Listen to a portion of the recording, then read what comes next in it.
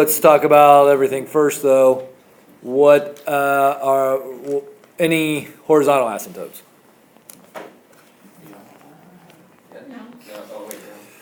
Why is there no? It's always going to be a whole number. When it's really big, that degree on top is higher, so it's not going to affect anything. Okay, so yeah, so that's the easy. Yeah, okay, so that's like kind of like a more in depth, but basically you can just remember the degree in the numerator is bigger. Excuse me.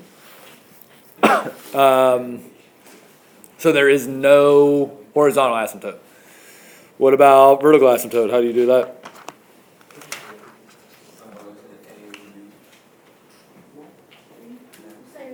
No, you said the denominator is 0. Set the denominator equal to 0, okay. And then, now what?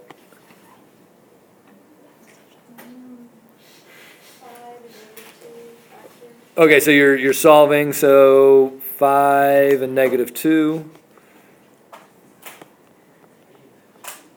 And so then the vertical asymptotes are where? Is that okay with everybody? Okay. So I want you to put this in a graphing calculator and take a look at it. And then I'll start it. I'll start one on here. And then you might have to zoom out. I couldn't remember the one I did this morning, but it'll be very similar to that. So I'll put something together here while you guys get that in your graphing calculator. Our original equation, some things have to be true, okay? And the some things are this. If the degree of the numerator is 1 more than the degree of the denominator, you get a slant asymptote. Okay? So I'll say it again. If the degree of the numerator is 1 more than the degree of the denominator, you have a slant asymptote. And so this one is the degree in the numerator is 3, the degree in the denominator is 2. So we have that true. But it would be 5 and 4 work. Okay, so anything along the way would work. Can you repeat that one more time? So if the degree in the numerator is 1 more than the degree in the denominator, you have a slant asymptote. That's a hard word to spell. It is. There's a lot of misplaced consonants.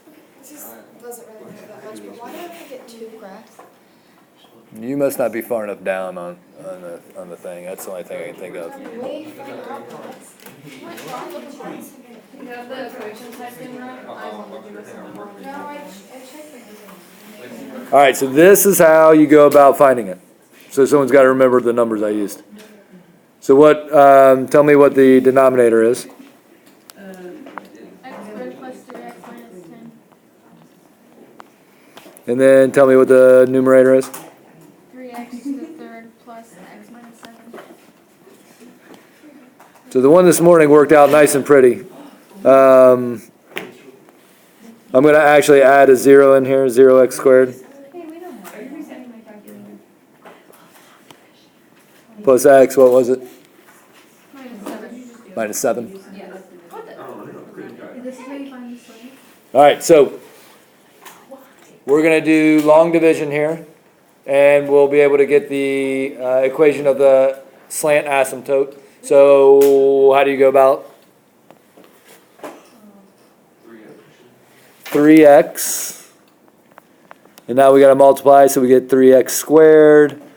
3x cubed. Yep, sorry. Plus 9x squared minus 30x. And then what do you do? So then we should get negative 9x squared. Isn't it plus 31x? It should be minus 29. Plus 31. But it's minus Oh, wait, minus. no. It's minus and negative. Double negative makes positive. So are we okay? 2 dashes. Is that right? 2 dashes in the parentheses make it plus. Right, we're doing 1 minus a negative 30. Okay, so then what's the next step? Minus 9. So then we get negative 9x squared plus, minus 27x plus 90. And then when we subtract that, we get what, 58 minus 97. And so can we keep going? No, so what is this thing at the bottom? Okay, and so then you could, you would put this up here, so it would be plus 58, 58x minus 97 over the denominator. But the remainder is unnecessary for what we're trying to do. And that means that this is the equation of the slant asymptote.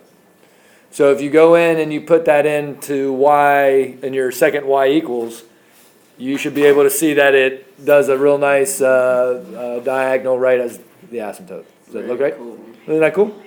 Yeah, it's pretty cool. Or at least it's neat. Yeah. Yeah, or it's groovy. I like to think cool, but I think it's pretty thank you. Yeah.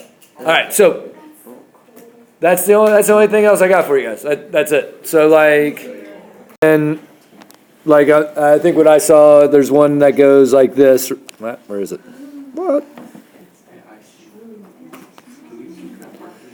I don't want to zoom. Why am I zooming?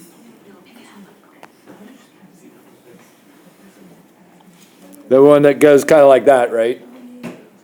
And then where's this other one? It kind of comes down. And it goes like that, right? Pretty close to Does that look roughly what it's doing? Okay, so I'm probably off a little bit, but it's probably way too high on that one on the left. But so does everyone recognize that as like kind of like a slant asymptote? If we went like this. Okay, so there's no horizontal, and then we have this slant asymptote. So all of the other rules produce actual equations of lines, right? The vertical asymptotes were x equals something, and that was a vertical line. And then the horizontal asymptotes were f of x equals 0, so that was at the x-axis, or f of x equals 3, And so we do want to be able to come up with this equation for this slant asymptote. So if we go back to